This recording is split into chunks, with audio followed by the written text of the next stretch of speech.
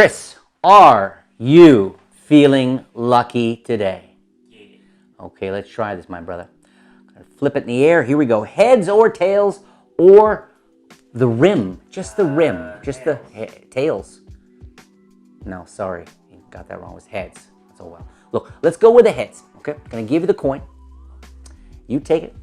Got a marker here. Now, as a magician, you've handled Sharpie markers and marked a bunch of things. But if you were a layperson, I said, I bet you probably never marked, say, your first initial on the head side of a coin. I bet you've never done it. Kind of interesting. Look, take a Sharpie marker.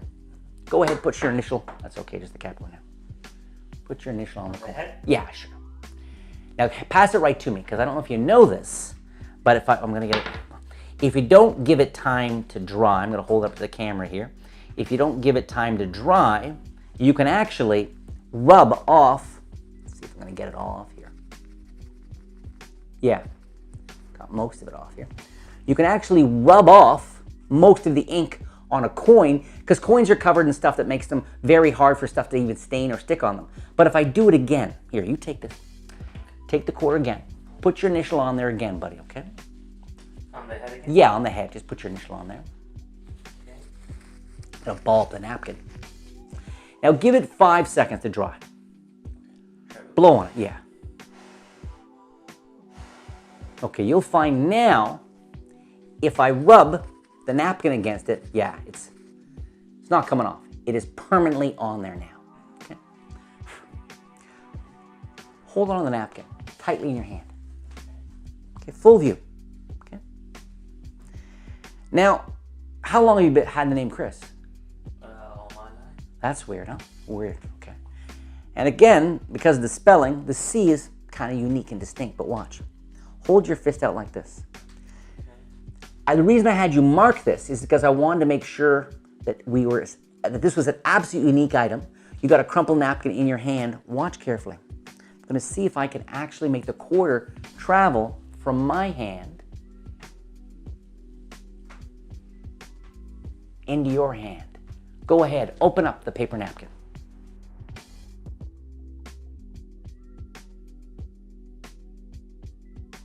This is my wipe-off principle. I first released this or shared this with the Magic Fraternity something like 35 years ago, whatever. One of my early books, I think it might have been in Sankey Panky. Yes, that was the title of an early book of mine. Anyway, I shared this idea, and it really caught the imagination of a lot of magicians sort of around the world, my early fans, a long time ago. Because this tries to, you basically get to create two of a one of a kind by doing this. Now, I've used this principle in other ways. I've even had people sign a card, wipe it off, their initial, wipe it off with a piece of flash paper, spark the flash paper while throwing it at the deck, and their initial reappears back on a card, the one card they were thinking of. That's a very powerful effect of mine I've been using for many years, and it flies every time. You know, this is the kind of trick that requires people to buy into one thing, right?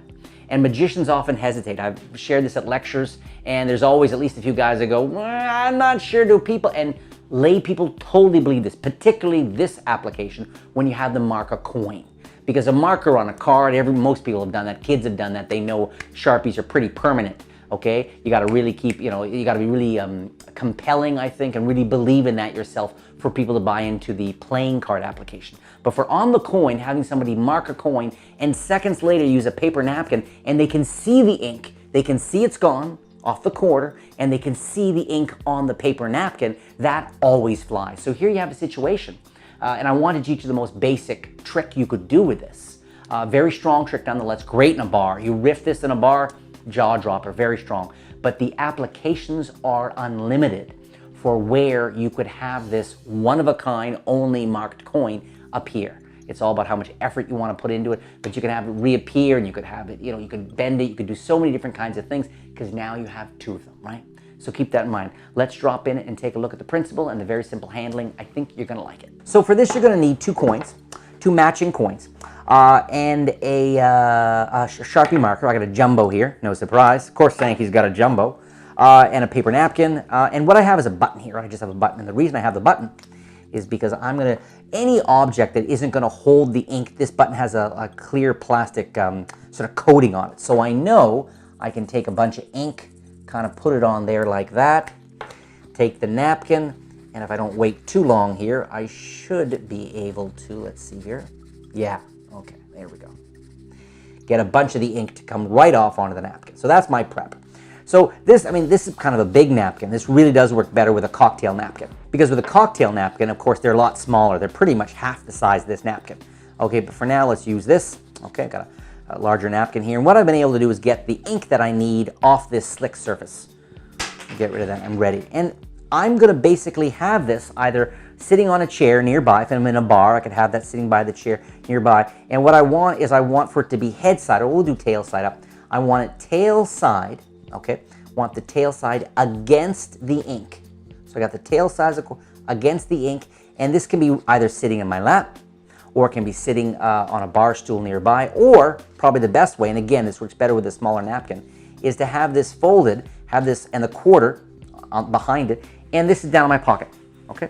And if you push it, you know, right the way down the pocket, then that means that the quarter and the napkin stay closely together. The next step is borrowing a quarter and having it marked.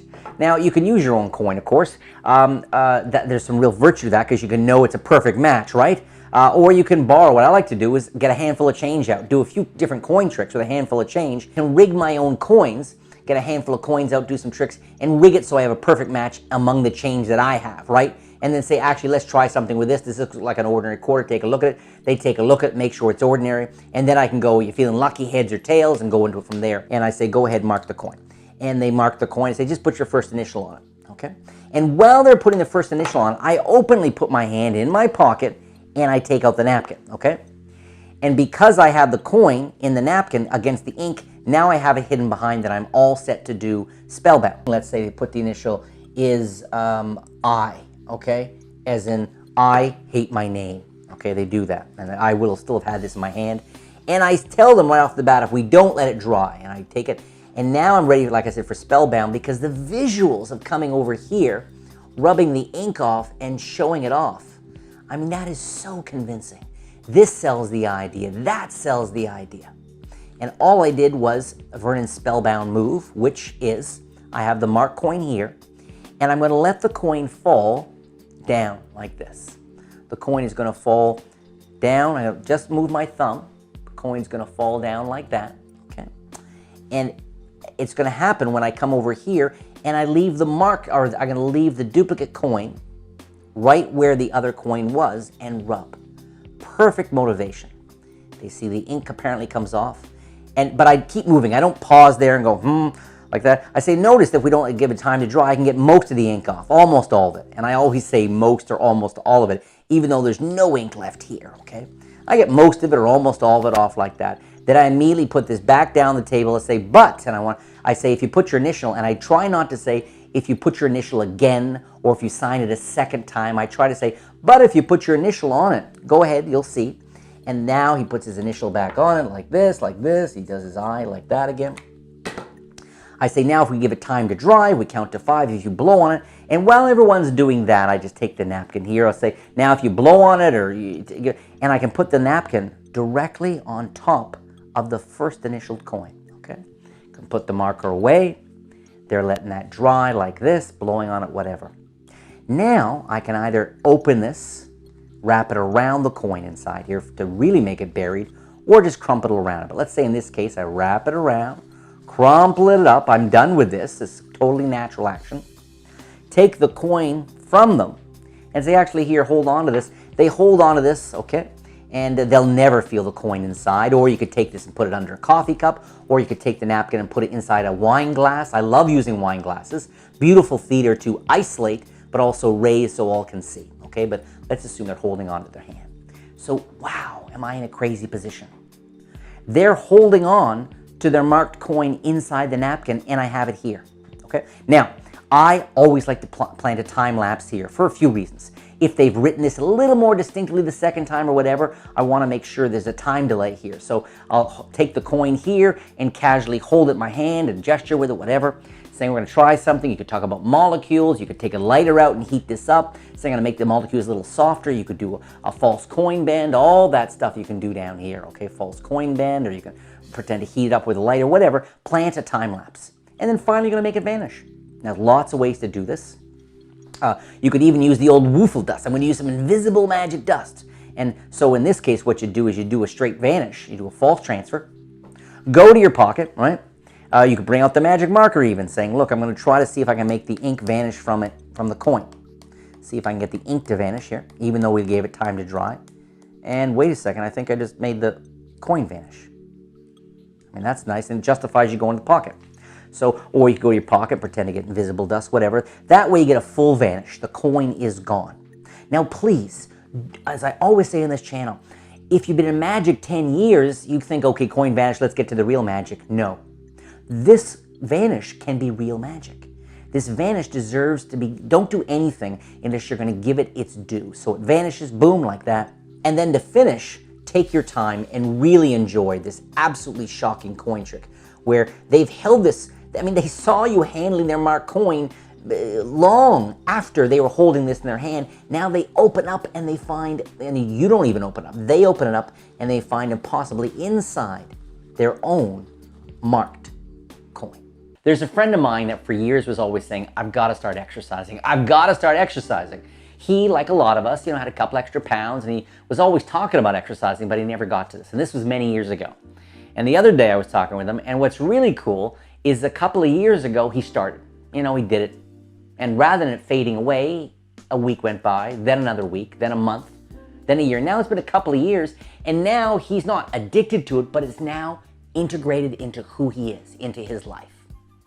And I mention that because, and you'll find this in a lot of, with music and with magic, and I'm sure with a lot of other art forms, the only way for you to really, really get good, really good, and I don't mean really good in comparison to other people, because that's frankly bullshit. I mean, become your version of good, you good, is by practicing. You need a live performance. Magic is an interactive art form, but you need to come to love to practice. And some people, I from a very early age, I loved it. I just sort of made that connection between the practice and people's praise and the responses. And for a young guy with a whole bunch of emotional needs, it was a click.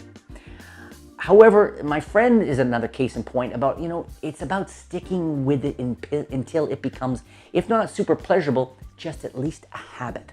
You need to come to love to practice, to need to practice. I don't practice as much as I used to, that's for sure. I used to practice for hours every single day, long before I had a house and kids and all that stuff. And I still keep it up for sure, and performing helps and all that stuff, and I warm up my hands.